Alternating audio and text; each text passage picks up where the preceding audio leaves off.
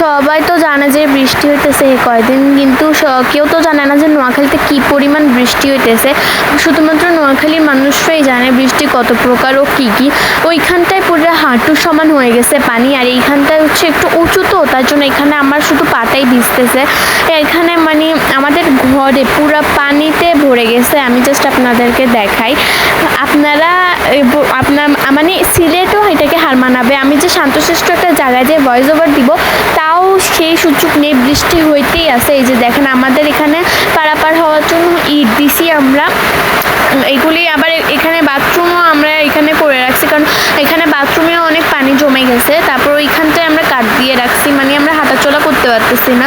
এই যে দেখেন আমাদের ঘরেও পানি। এই যে আমার দাদার বয়স এখন মনে হয় 80-81 এরকম হবে, তার জীবনে সে এরকম পানি দেখেন নাই। তাহলে ভাবেন নোয়াখালী তো পুরো ওয়ার্ল্ড রেকর্ড বানায় ফেলতেছে। আপনারা প্লিজ সাহায্য করেন, মুড়ি টুড়ি দিয়ে আবার সাহায্য করবেন না, দিলে কিছু দামি জিনিস দিয়ে সাহায্য করবেন। সিলেটের অবস্থা আমি দেখছি, যে সময় বন্যা হচ্ছে ওইখানে বড় বড় ইউটিউবাররা যে মুড়ি দিছে, দয়া করে আমাদেরকে মুড়ি দিবেন না, দিলে ভালো কিছু দিবেন, ঠিক আছে? নোয়াখালীর অবস্থা পুরো খারাপ ভাই।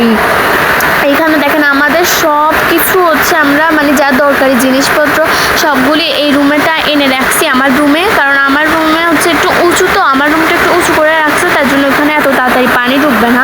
এই যে দেখেন কোমরা থেকে শুরু করতে পুরো রুমটার অবস্থা খারাপ। আমি আপনাদেরকে আমাদের উঠানটা দেখাইতেছি।